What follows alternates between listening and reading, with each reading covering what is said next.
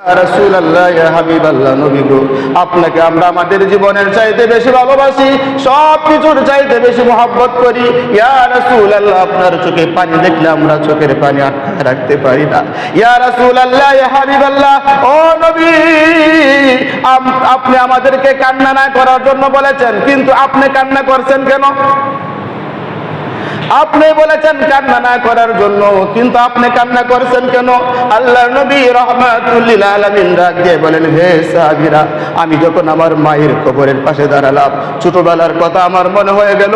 আমার মা কত আদর করে আমাকে লালন পালন করেছে, আমাকে মুখে তুলে খাবার খাইয়েছে, আমার শরীরে তেল মেখে দিয়েছে। সেই দৃশ্য আমার চোখের সামনে ভেসে উঠলো। হে সাহাবীরা, সেই দৃশ্য দেখে আমি আমার চোখের পানি আটকায় রাখতে পারি না। আলহামদুলিল্লাহ নাহমাদুহু ওয়া নাস্তাঈনুহু ওয়া নাস্তাগফিরুহু ওয়া নু'মিনু বিহি ওয়া নাতাওয়াক্কালু আলাইহি ওয়া নাউযু বিল্লাহি মিন শুরুরি আনফুসিনা ওয়া মিন সাইয়্যাতি আমালিনা। মান ইয়াহদিহিল্লাহু ফালা মুদিল্লা লাহু ওয়া মান ইউদ্লিলহু ফালা হাদিয়া লাহু। ونشهد أن لا إله إلا الله وحده لا شريك له ونشهد أن سيدنا وسندنا وحبيبنا ومولانا محمدا عبده ورسوله الذي أرسل إلى الناس كافة بشيرا ونذيرا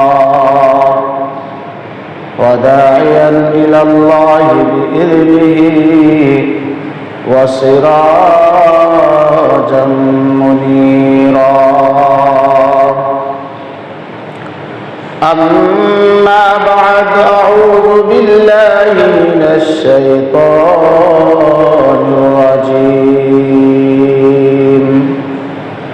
بسم الله الرحمن الرحيم. হে সাহাবীরা, আজকে একটা সুন্দর স্বপ্ন আমি দেখেছি। সাহাবীরা বলেন, ইয়া রাসূলুল্লাহ, ইয়া হাবিবাল্লাহ, কি স্বপ্ন দেখেছেন ওগো নবী, আপনি বলেন। নবীজি বলেন, হে সাহাবীরা, আজকে আমি স্বপ্ন দেখেছি তোমাদেরকে সাথে নিয়ে উমরা করতে গেছি মক্কায়। সাহাবীরা বলেন, ইয়া রাসূলুল্লাহ, ইয়া হাবিবাল্লাহ, ও নবী, আপনার স্বপ্ন মিথ্যা হতে পারে না, আপনার স্বপ্ন মিথ্যা হতে পারে না, আপনার স্বপ্ন হচ্ছে ওহী। ইয়া রাসূলুল্লাহ, ইয়া হাবিবাল্লাহ, ও নবী, আপনার স্বপ্ন আমরা বাস্তবায়ন করব। আল্লাহর নবী রাহমাতুল লিল আলামিন ডাক দিয়ে বলেন, হে সাহাবীরা, আজ থেকে 6 বছর আগে মক্কা থেকে আমরা মদিনায় চলে এসেছি। এখন যদি আমরা মক্কায় যাই, মক্কার মানুষ তো আমাদেরকে বাধা দিবে, মক্কায় তো আমাদেরকে ঢুকতে দিবে না, হারাম শরীফে তো আমাদেরকে ঢুকতে দিবে না। সাহাবীরা ডাক দিয়ে বলেন, ইয়া রাসূলুল্লাহ, ইয়া হাবিবাল্লাহ, ও নবী, আপনার স্বপ্ন বাস্তবায়ন করার জন্য যদি জিহাদ করতে হয় জিহাদ করব, জীবন দিতে হলে জীবন দিব, সন্তানকে এতিম করব, স্ত্রীকে বিধবা করব, মাকে সন্তান হারা করব। ইয়া রাসূলুল্লাহ, ইয়া হাবিবাল্লাহ, আপনি একবার অনুমতি দেন, আপনার স্বপ্ন বাস্তবায়ন করার জন্য আমরা যা কিছু দরকার সব কিছুই করব, তবু আমরা আপনার স্বপ্ন বাস্তবায়ন করব ইনশাআল্লাহ। সুবহানাল্লাহ। সাহাবায়ে কেরামদের এই আবেগ দেখে, এই ভালোবাসা দেখে নবীজি মুগ্ধ হয়ে গেলেন। নবীজি ঘোষণা দিলেন, ঠিক আছে, তোমরা প্রস্তুতি নাও, আমরা হজ করতে যাব, উমরা করতে যাব, তোমরা প্রস্তুতি নাও। প্রায় 14 থেকে 1500 সাহাবায়ে কেরাম প্রস্তুতি নিলেন, রেডি হলেন, মক্কায় রওনা হবে। 1400 থেকে 1500 সাহাবায়ে কেরামদেরকে সাথে নিয়ে নবীজি মক্কার দিকে রওনা হলেন। এমন এক জায়গার মধ্যে নবীজি গেলেন, যায় দাঁড়ালেন, বলতেছেন, হে সাহাবীরা, এই জায়গার মধ্যে আমার মা আমিনা রাদিয়াল্লাহু তাআলা আনহার কবর। হে সাহাবীরা, আমি আমার মায়ের কবর জিয়ারত করব। হে সাহাবীরা তোমরা কি আমার মায়ের কবর আমার সাথে জিয়ারত করবা? সাহাবীরা বলেন ইয়া রাসূলুল্লাহ ইয়া হাবিবাল্লাহ আপনার মায়ের কবর আমরাও জিয়ারত করব। সুবহানাল্লাহ। নবীজি আমার ডাক দিয়ে বলেন হে সাহাবীরা জিয়ারত করবা ঠিক আছে, কিন্তু কোনো কান্নাকাটি করতে পারবা না। সাহাবীরা বলেন ইয়া রাসূলুল্লাহ আমরা কোনো কান্নাকাটি করব না। আল্লাহর নবী রাহমাতুল লিল আলামিন মায়ের কবরের পাশে যাইয়া ছোট বাচ্চার মতো কান্না শুরু করে দিলেন। নবীজির কান্না দেখে সাহাবায়ে কেরামের চোখের পানি আর আটকায় রাখতে পারে না।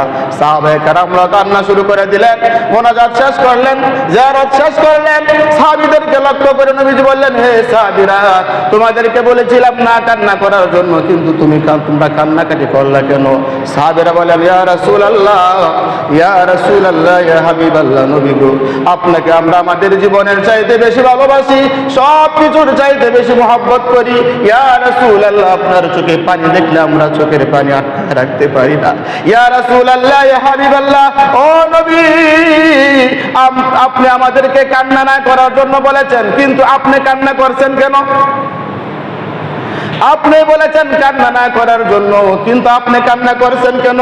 আল্লাহর নবী রাহমাতুল লিল আলামিন ডাক দিয়ে বলেন হে সাহাবীরা আমি যখন আমার মায়ের কবরের পাশে দাঁড়ালাম ছোটবেলার কথা আমার মনে হয়ে গেল। আমার মা কত আদর করে আমাকে লালন পালন করেছে, আমাকে মুখে তুলে খাবার খাইয়েছে, আমার শরীরে তেল মেখে দিয়েছে। সেই দৃশ্য আমার চোখের সামনে ভেসে উঠলো। হে সাহাবীরা সেই দৃশ্য দেখে আমি আমার চোখের পানি আটকায় রাখতে পারি না। যাই হোক নবীজি 14 থেকে 1500 সাহাবায়ে কেরামদেরকে নিয়ে কোথায় যাইতেছেন? মক্কা উমরা করার জন্য। এমন এক জায়গার মধ্যে গেলেন যে জায়গার পাশে থেকে একবারে কানায় কাবা স্পষ্ট দেখা যায়। সুবহানাল্লাহ।